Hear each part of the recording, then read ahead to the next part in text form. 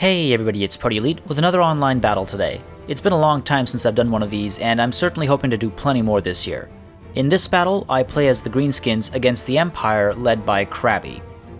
I take Grimgor Ironhide in charge alongside an Orc Shaman, a Goblin Big Boss, 3 units of Orc Biggins, 3 units of Black Orcs, 3 units of Night Goblin Archers, and 2 Orc Boarboy Biggins. The idea was simple. I wanted Orc Biggins and Orc Boarboy Biggins to help me fight any potential large threats that could also double as anti-infantry or flanking units. And I wanted the Black Orcs in there because you can expect an infantry line from the Empire, and armored or not, Black Orcs will do a great amount of work against them. Finally, I take Night Goblin Archers because ranged fire is great to have in your back pocket, and I want to use poison whenever possible to slow and weaken my opponent in any engagement. Meanwhile, the Empire has come to the field with a General of the Empire, 2 Empire Captains, an Amber Wizard, 2 units of Spearmen with shields, 2 units of Swordsmen, 4 units of Greatswords, and a unit of Handgunners. Alright, first things first, we're going to look at the layouts, and mine actually changes almost right away, but let's inspect this nonetheless. I had my Orc Biggins in the front here, and then I've got the Black Orcs on either side, as well as right behind the center. The idea here is that the Orc Biggins would sort of engage initially, and I could send in the Black Orcs as necessary, wherever they might be needed to support that front line. Then on this one flank, I've got my Orc Boarboy Biggins. I tend to keep my cavalry on one flank and then split them up if necessary because I like to keep them as a stronger fighting force, I find. And of course, way at the back, I've got my archers, 3 pockets squared up just so they can rotate easily. It's very important to keep that in mind. And a little bit spread apart so that if one of these units gets attacked, then the others are able to sort of respond at the attacking unit with ranged fire. With that said, as I mentioned, you will see this change shortly, and I'll explain the change when it happens.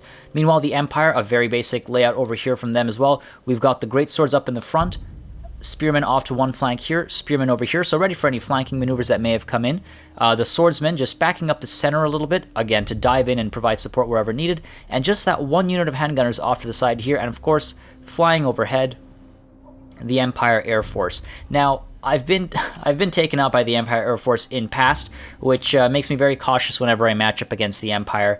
So I was a little concerned when I saw that, but I had a plan in mind. Now, initially he did poke forward, and I was worried that he'd spot the archers, but they're still hidden, so he doesn't know I have them yet, though I'm sure he suspects it.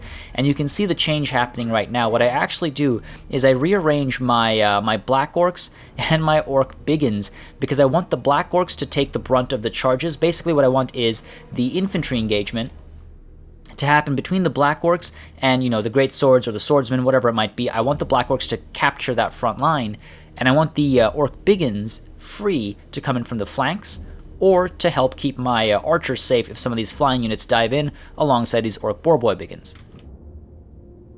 So that's the reason for the change you're seeing right now, and there you have it. It's not the cleanest. I don't do sort of the sharpest job in rearranging these lines, but it gets the job done. And now I'm ready for the infantry engagement to begin. Again, just very cautious about that set of flying units there, and you'll notice he pushes his handgunners forward just to get some early shots off with I guess some skirmishing, and the spearmen that were off to the side over here are being pulled here because he's seen both my cavalry units are here, and of course I'm not, well, unless I've got some hidden units in Vanguard, I'm not planning on coming in from both sides. So decent adjustment there, and now with that first shot off, I decide that I'm going to march forward and start to engage the enemy. I send the Orc Boarboy Biggins up front, no intent to engage, but I do charge them towards the handgunners just to scare the handgunners off. Of course, I wouldn't engage. It would be very easy to bog them down, so I just try to frighten them away. Works like a charm, pull them aside, and that way I get some precious few moments. A couple of volleys that could have done a decent amount of damage to these Black Orcs is not done. So I guess you could say he fell for it. Doesn't make the biggest difference, but now he responds with his Air Force, and I make a big mistake here. I actually send both of my Orc Boarboy Biggins up this way. I meant to send one up and one down, so just a little bit of rust showing there, a little bit of a mistake there. I wanted to split the forces so he'd ideally be baited down and I could open up with my ranged fire. But instead we've got them both going up, so pity me. Now, I decide ultimately as they dive in, you know what, we're going to dive in as well. Try to keep those guys occupied, so as the front lines engage, they're not able to dive into the front. So, with that said, the front is pushing in, and I've got the Black Orcs lining up, and I'm trying to get everything engaged here so nothing can creep through. A little bit of poison damage going in as well, and with the poison, even though it does hit my Black Orcs as well, causing them a little bit of negative effects too, it does do a bigger amount of damage to the Empire lines. So I send these Orc Biggins in as well to support the center. Meanwhile, from the side, these Orc Biggins are sent in, and over here you've got these Orc Biggins as well. Now I drop Fist of Gork here, and that's just to try and help strengthen the battle in the center, and off to the side here we go to try and win this flank right away if possible. Meanwhile, you'll notice as the General of the Empire is flying in, I'm trying to focus down with all of these ranged units. These Night Goblin Archers trying to slow him down, trying to cause as much damage as possible. Unfortunately, he's able to dive into Grimgor Ironhide, but he takes that charge like a champ. Flips around a little bit, but he's able to hold his own. He immediately gets swarmed here, but all these archers are able to fire at the General of the Empire. Very quickly, changing his tune, turns around and dives into these archers, and meanwhile you'll notice the Feral Manticore gets summoned back there, so I've got another flying unit to deal with. I've got my Orc Boarboy Biggins coming back now as well. They, of course, routed here, but then I managed to pull them back in, and I'm trying to get them into this engagement. I need to take care of all this sort of flying Air Force situation I've got going on. Meanwhile, over here, the Orc Biggins, who were standing there for a little bit too long, I finally start pushing them in, and I want to get into these handgunners because they are getting shots off, and they are causing a fair amount of damage to, well, to whatever they want to cause damage to, so that's obviously not ideal. So I'm sending the Orc Biggins up in that direction, and I've got these Black Orcs piling in here as well.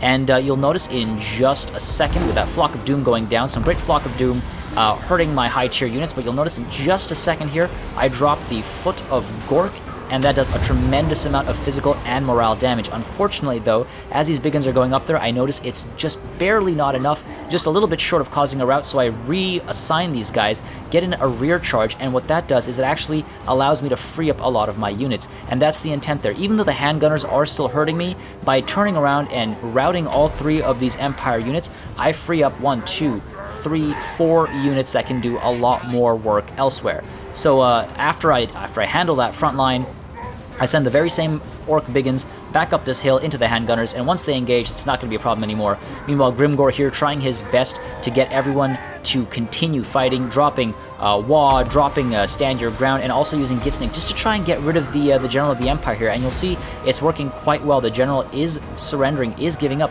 Unfortunately, that Amber Wizard gets another Flock of Doom out and trying to cause some damage here. I do need to shut down that Amber Wizard. Arcane Conduit, of course, keeping the Winds of Magic high, allowing him to get these casts off. Meanwhile, these Orc Boarboy Biggins that had given up and run off to back here, I am pulling them in to hit these Spearmen from behind, but as these Orc Biggins take care of them rather easily, I reassign these Orc Boarboy Biggins, turn them in this way just to help this engagement and again to try and win this situation quickly. Meanwhile, you'll notice the Amber Wizard here is trying to focus down on the Goblin Big Boss, trying to shut that down, get rid of the leadership there, and back here now the Night Goblin Archers have recovered and they are opening fire on these Spearmen.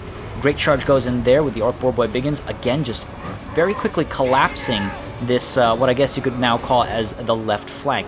The Orc Biggins as well piling in, so we're getting a huge pile-up going on here. You'll notice the Goblin Big Boss has given up, and now the Amber Wizard is heading safely towards my Night Goblin Archers. I have this unit of Orc Boarboy Biggins back there in case they become necessary, but you'll notice just as the Amber Wizard flies over, enough damage is done that the Amber Wizard decides, you know what, this isn't my fight, turns around and decides to leave.